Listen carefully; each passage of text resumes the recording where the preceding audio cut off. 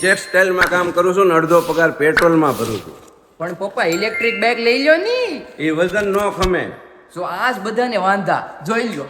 આ જોઈ લ્યો રિવોલ્ટ ની આરવી બ્લેઝેક્સ બાઇક છે. હાલો પોટલું ચડાવો, લાઈવ ડેમો બતાવું તમને.